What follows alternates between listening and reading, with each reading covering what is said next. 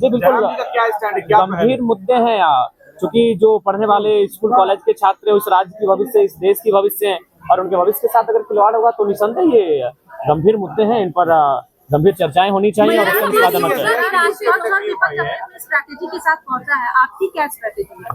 देखिए, हमारी स्ट्रेटजी यही है कि बजट सत्र के माध्यम से इस राज्य को एक ऐसा बजट मिले जिसकी राज्य कल्पना कर रहा है, जो हमारे जो वीर शहीद हैं उनके सपनों को साकार होता हुआ देख सके इस राज्य को। उस दिशा में इस राज्य का बजट पारित होना चाहिए। जेपीएससी अध्यक्ष पद अब तक खाली है, अब तक क्यों नहीं सरकार को मिल पा रहा है? देखिए, इसके पीछे कोई कारण होगा, जो कोई विशेष कारण होगा। आशा करते हैं कि सदन जब चलेगा तो जेपीएससी अध्यक्ष की भरपाई की मांग उठेगी सदन में। लेकिन जो युवा वो कह रहे हैं कि जयराम जी अभी मुद्दों पर बहुत सुस्त हो गए हैं। देखिए, सुस्त का सवाल नहीं, हमारा घर धनबाद पड़ता है, आंदोलन रांची में होता है, इसीलिए देखिए आंदोलन में जब भी हुआ है तो रांची को हम लोग अपने रांची के साथियों के हवाले छोड़े कि यहाँ के आंदोलन को देखभाल करेंगे, उपस्थिति देंगे और उनको उनका सहयोग करेंगे। मैया समान योजना की राशि जो है वो नहीं मिल पा रही है। देखिए, बिल्कुल, और शायद सुनने में आया कि बैंक का भी हस्तांतरण किया गया है, किसी दूसरे बैंक में शिफ्ट किया गया है। उसके भी बहुत सारे कुछ न कुछ कह सकते हैं, कुछ ऐसी घटनाएं विषय हैं, उनका कहीं ना कहीं मैंने पहले भी कहा था कि ये योजनाएं लंबे समय तक नहीं चलेंगी और फलस्वरूप वो होता हुआ दिख रहा है। मैंने पहले भी इसका सजेशन दिया था। जयराम जी, फिर एक बार आप चर्चा में आ गए हैं। पिछला जब आप विशेष सत्र चल रहा था तो आपने मंच कहा था कि मैं दिए नहीं लूंगा। मैंने ये कहा था, बिल्कुल आप कंट्रोवर्सी में आ गए हैं। नहीं, कंट्रोवर्सी तो क्या जवाब आलोचकों के लिए आप दिए के लिए स्कॉर्पियो नहीं, हम फिर कह रहे हैं, हम नहीं, पहले मेरी बात सुनिए। हाँ, बोलिए।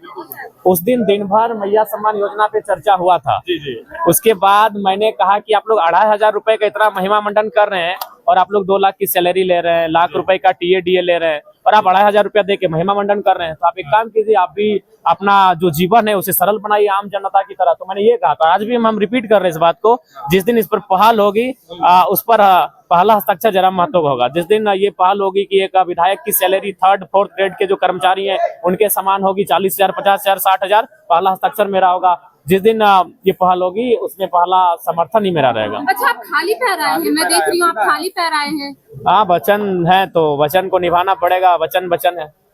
ठीक है। गाड़ी खरीदने पर सवाल उठाए जा रहे हैं। देखिए, मैंने फिर कहा मैं आवास भी लेने जा रहा हूँ, लेकिन मेरा तर्क जान लीजिए, मैं आवास भी लूंगा, क्योंकि मैं किसी वीआईपी के भरोसे अपना सुख सुविधा क्यों छोड़ूंगा। मेरी राज्य की जनता गरीब है, लाचार है, बेबस है, यहाँ के छात्र प्रताड़ित है, परेशान है, तो जो सुविधा मुझे सरकार से मिलेगी मैं वो सुविधा लूंगा और उन्हें मैं रॉबिन हुड के तर्ज पर जनता को दूंगा। बिल्कुल, मैं आवास की भी सुविधा लूंगा। नहीं, हम नहीं लेते, लेकिन उस सुविधा का अगर हम आवास नहीं लेते, वो आवास कोई ना कोई सरकार का आदमी रख लेगा, कोई वीआईपी पर्सन रख लेगा। देखिए रहे मंत्री लोग 2 जगह का रखे हैं, पुराना आवास भी रखे हैं और नया आवास भी रखे हैं। जो विधायक हार के गए वो आवास नहीं छोड़ रहे हैं। तो मेरा कहना है कि जो आवास मुझे अलॉटमेंट होगा वो किसी वीआईपी पर्सन क्यों होगा, इसलिए मैं वो आवास लूंगा। बिल्कुल, आज मीडिया के सामने कह रहा हूँ, और वो मैं अपने क्षेत्र से आने वाले 10-15 विद्यार्थियों को अलॉटमेंट कर दूंगा। वो रहेंगे, पढ़ाई करेंगे वहां से। नहीं, मुकर नहीं रहे, ये मुकरना नहीं कहते हैं। आपने बड़ी बात कही कि आप विद्यार्थियों हाँ, बिल्कुल अलॉट करेंगे, बिल्कुल अमल करेंगे। मैं मुकर नहीं रहा हूँ, मैं कह रहा हूँ कि अभी देख रहे हैं मंत्री लोग 2 आवास लेके बैठा है भैया, उनको कोई कमी है, इतनी सुख सुविधा है। तो मैं अगर आवास ना लूं तो किसी के हिस्से में चला जाएगा और किसी राजा के हिस्से में जाएगा, जबकि हमारी जनता गरीब है। तो मैं लेकर स्टूडेंट के बीच लेके जाऊंगा। आप आए तो इंटरव्यू लेने मेरे आवास में आ जाए। धन्यवाद।